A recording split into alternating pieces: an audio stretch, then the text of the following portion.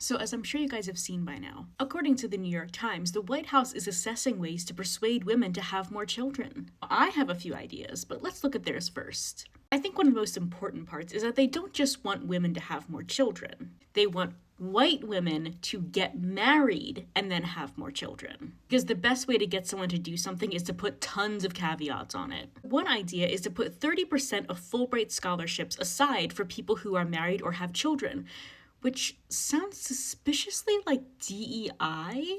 Another idea is to give each American mother $5,000 after she delivers a baby, which we Americans know won't even put a dent into the cost of childbirth, to say nothing of child rearing. Nothing like losing money immediately after earning it. Also, do people still get the money if they have a stillbirth? What if they give birth to a child who would otherwise have been aborted because, like, they're missing half their skull or something, and then the child dies a slow, agonizing death in their first days of life? Does that count? Then we have the most glorious one. They think we're not having kids because we just don't understand our menstrual cycles. So they're going to help us silly uterus havers understand it a little bit better.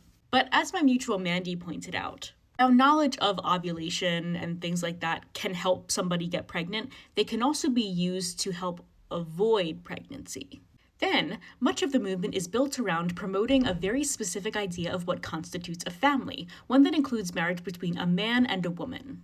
Yeah, I don't think the government is in a position to be specific about to whom the children are born. You either want more kids or you don't. And then this part made me laugh. Caroline Leavitt talking about her motherhood, which began out of wedlock, which is definitionally non-traditional. Caroline is not a traditional wife and mother. So should we follow her example or the one laid out by Project 2025? They also don't seem to realize that they are part of the problem that they're complaining about. Many Christian conservatives see declining birth rates as a cultural crisis brought on by forces that encourage women to prioritize work over children. Guys, women literally cannot afford to choose children over work. Perhaps if you had made some changes when your Lord and Savior was in office the first time, we might not be in this position. But as it is, if somebody wants to have kids, in most circumstances, both parents have to work to support that child or children.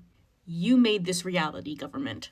Then they start talking about making IVF more affordable and readily available, but I'm sorry, isn't this the same group of people who have been talking about how evil IVF is because it involves discarding unused embryos, aka fully formed children who should have a gun? These guys can't make up their minds. But like I said, I do have some ideas as to how to raise the birth rate. 1. Universal basic income, so that people can actually afford to have one parent stay at home if they want, or have both parents go to work and the kid go to daycare every now and then. 2. Make daycare more affordable.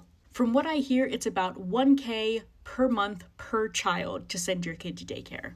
That's insane. 3. Make the nation safer. What's the point of pushing out a kid if they might get pew-pewed on their first day of kindergarten? 4. Make postnatal care for both the parent and the baby more affordable and accessible. So many parents are not able to afford or don't have time for the physical or mental therapy they need following birth, because it's too expensive, and also they have a new tiny human that they have to take care of 24/7. We need to make that more accessible.